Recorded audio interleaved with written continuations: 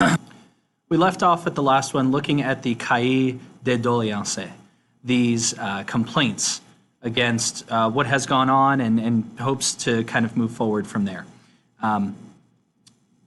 In Paris during this time, there's a gentleman who owns a wallpaper store, and he publishes an article basically extolling the virtues of the physiocrats in all honesty, talking about how by making the setting the grain trade free, that's going to result in lower prices, which is going to result in business owners having to pay lower wages, being able to make more money, blah, blah, blah. But all of the workers here is lower wages.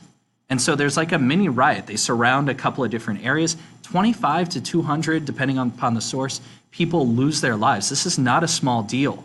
And so again, you have these people who are rising up and saying, no, what about the third estate? And they're being met with armed guards. That's a big problem for the monarchy. And that brings us to the actual Estates General. First day, May 5th, 1789. You can see the numbers there. The First Estate is made up mostly of local priests, not your super bishops and archbishops. These are not the fat cats who are enjoying the spoils of their positions within society. And in the Second Estate, it's only hereditary titled men. These are people who can trace their lineage back 4 generations or so. So those new bourgeoisie, those new nobles, those nouveaux riches, those people who are trying to buy their way into the nobility, they're not a part of it. And so they don't bring those enlightened nobles with them. And so as a result, it's mostly conservative in nature. Then we have the doubled Third Estate, 25 and older. You had to go through a primary assembly in order to get selected to do this.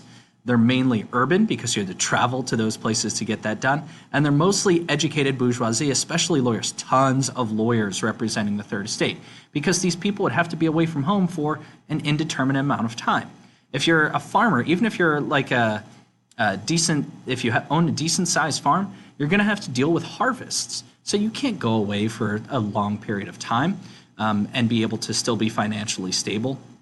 So as a result, that's the makeup that we have for the Estates General. Mostly urban, about 2/3 of it, and 211 of these people are coming directly from Paris. So it gives you kind of an idea of the breakdown. That's going to influence the arguments that are made.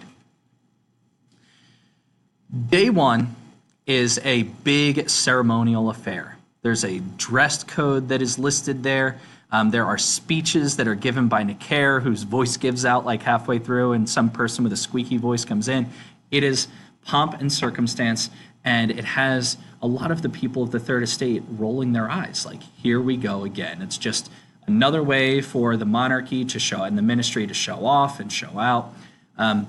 Day two, they have a job. They're going to verify separate membership.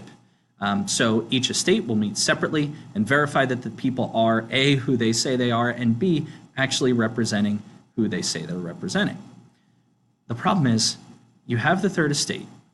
These are people who are emboldened by Enlightenment ideas, who are getting together in a large group setting for the first time in 175 years to discuss how the French economic system is going to move forward, who don't maybe have enough bread on the table, or are speaking for people who don't have enough bread on the table, and who have read Abbé Sieyès' What is the Third Estate already a few months prior in January.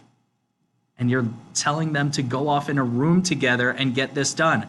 Oh my goodness, this is such a blunder. And so instead of doing that, they start discussing policies. They're saying, we're not going to do that until we meet as an entire bloc.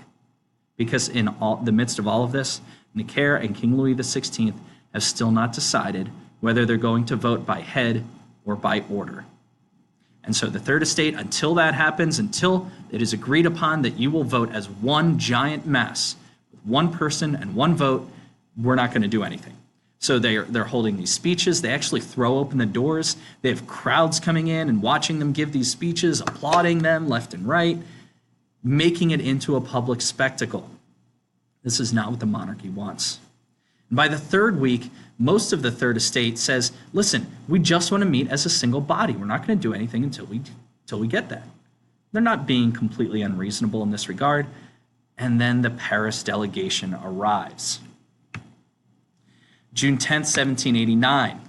This Third Estate issues a statement in part by, it's actually Abbé Sieyès who gets it. And he says, join us or don't. But we're not moving forward until that happens. So actually some members of the clergy, again, local priests, they're going to make their way over.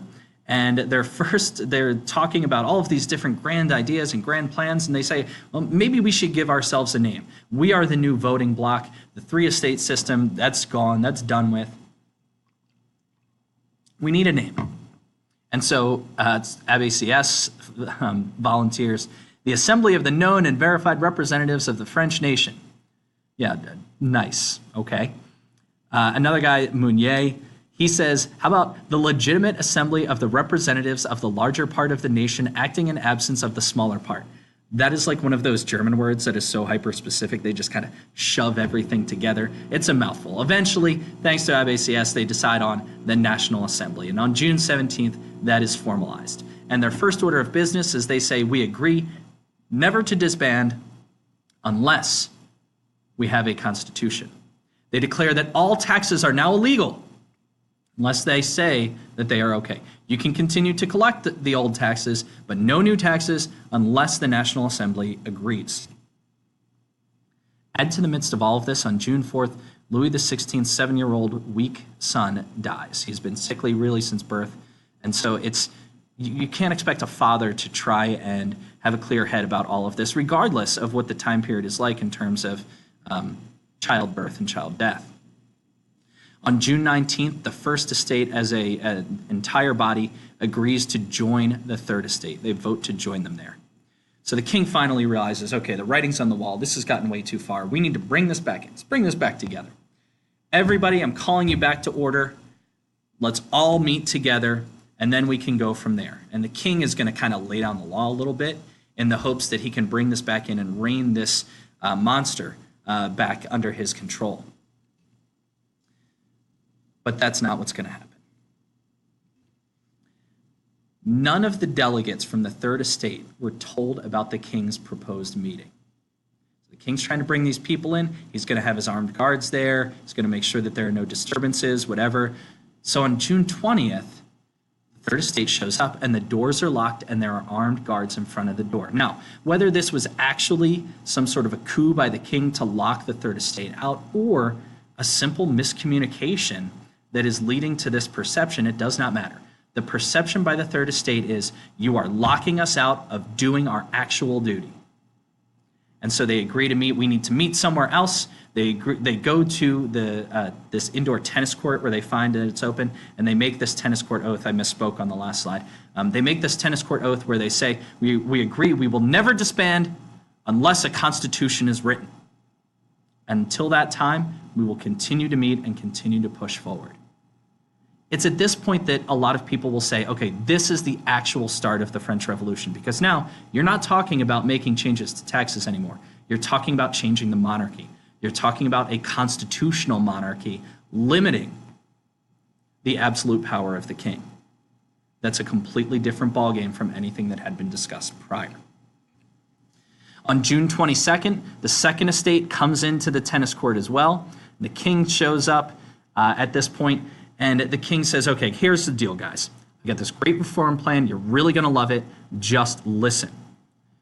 But before he actually jumps in and launches into this, there's going to be an issue with the taking off of the hats that comes into play here. It's just a hot mess. Before he does this, he goes off a little bit.